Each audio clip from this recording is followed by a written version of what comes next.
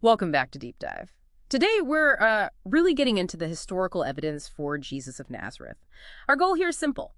Look objectively at the sources you sent us, separate history from theology, and see what historians, generally agree on. We'll touch on non-biblical stuff, his death, archaeology, and how he compares to other ancient figures. And what's really interesting is just how historical methods get applied here, rigorously.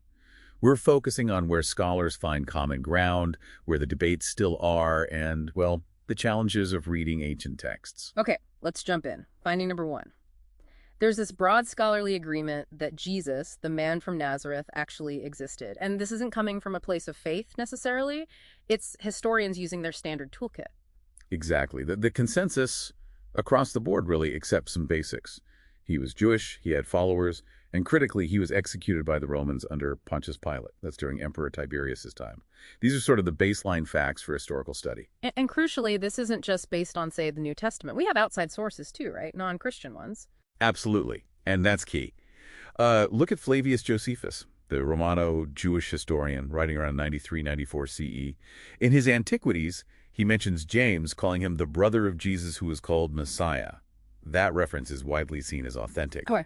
Then there's the more famous bit, the Testimonium Flavianum. Now, it definitely has later Christian additions. Yeah, I've heard about that controversy. Yeah, but scholars generally agree there's an authentic core there once you sort of peel back the later insertions. That core seems to describe Jesus as a wise teacher, someone who did startling deeds, gained followers from Jews and Gentiles, and was crucified by Pilate. Startling deeds. Does that mean historians agree he did miracles, or just that he was known for doing remarkable things? More the latter. It tells us he had a significant public impact. The people noticed him for his actions, whatever Josephus himself thought they were. It's about perception and impact. Got it. And beyond Josephus, there were Romans writing too. Yes.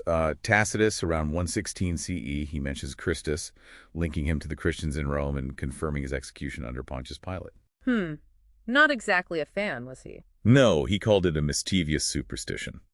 Pliny the Younger, around 110, also talks about Christians worshiping Christ as a god. Yeah. And Suetonius mentions disturbances in Rome involving Chrestus, likely another reference. These Roman writers weren't interested in theology. They saw Christians as a potential social issue, but they confirmed the movement's origins. Okay, so that brings us to his death. A common idea, maybe from the Gospels, is that Jewish leaders were mainly responsible. How do historians see it?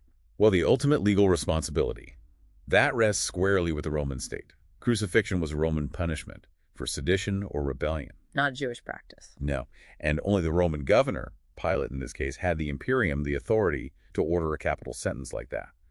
Now, the Gospels do depict Jewish leaders accusing Jesus, but historians note those accounts seem to shift over time, increasingly emphasizing Jewish blame and making Pilate seem more reluctant.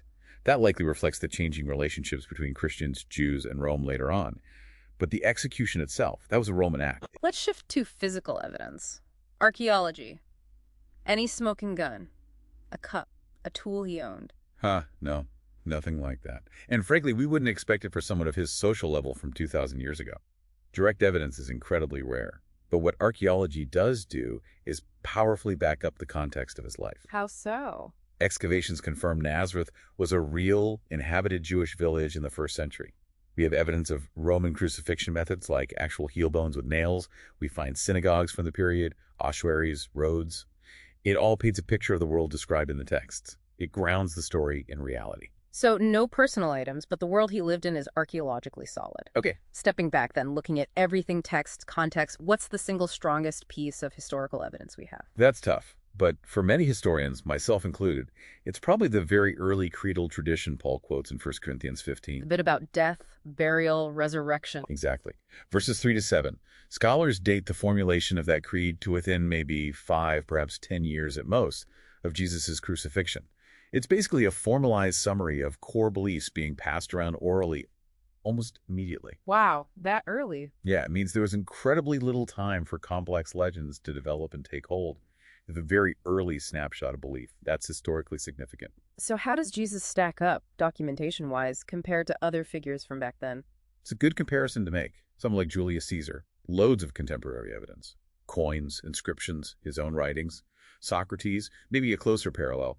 Like Jesus, we know him mainly through his students Plato and Xenophon, writing decades later. Then you have someone like the Buddha, where the earliest written accounts are centuries after his life.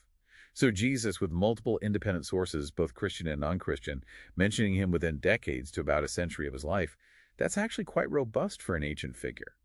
Comparable to Socrates, maybe better documented than many others. So wrapping this up for you, our listener, what this deep dive really shows is that, look, theological belief is personal, but the historical case for Jesus as a real figure who lived and died in first century Judea, it's built on solid ground, using standard historical methods. Exactly. It highlights how historians work, piecing together the past from different kinds of evidence, finding consensus, even on complex figures.